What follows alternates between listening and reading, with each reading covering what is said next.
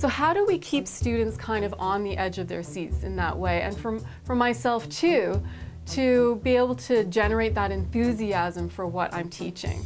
So that means that I have to be interested in the subject matter and also to find ways of conveying that to students. So one of the things I've learned is that if I'm not interested, then the students aren't going to be interested.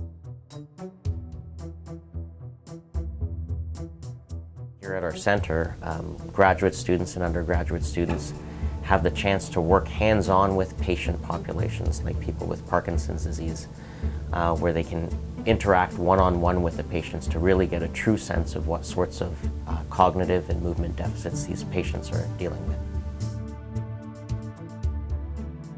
I want to find that one spark that will ignite curiosity.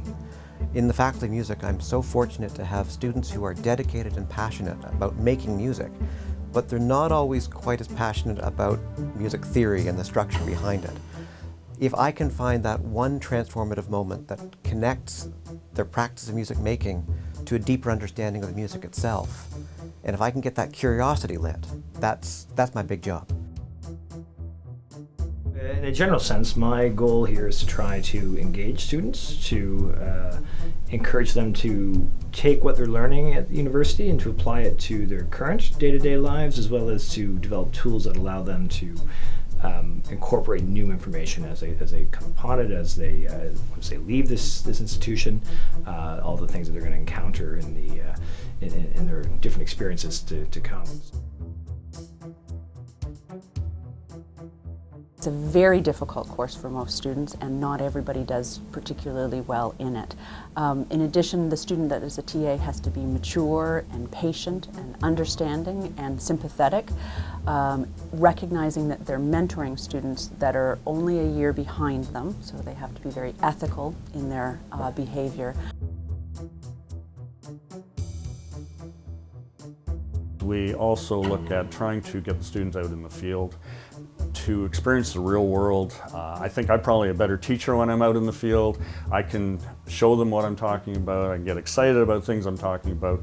We take them, we have a third-year field trip here in Geography and Environmental Studies in which all the students are required to go to, and it helps them get out and see some of the stuff they've learned in the classroom. Obviously, also helps them to bond a bit together as well and gives them those personal experiences, which is probably just as important when they graduate, to be familiar with that.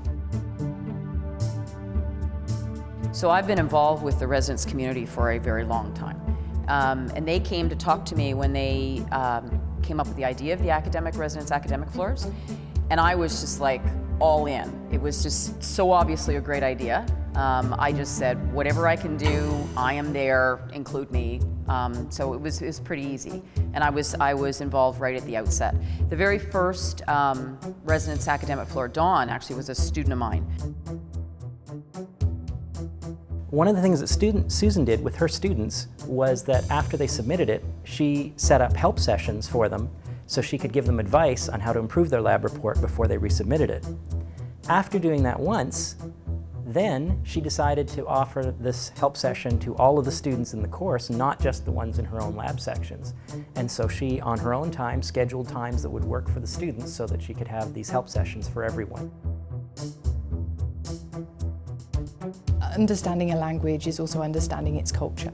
And so we were very keen in the French section to do lots of activities with our students in residence to give them opportunities to explore French culture as well as French language. To be nominated by faculty members as well as students was just overwhelming for me. I'm passionate about education and about teaching, and when you get this kind of recognition, it says I'm doing what I should be here at Wilfrid Laurier, and I really enjoy everything, every minute of it.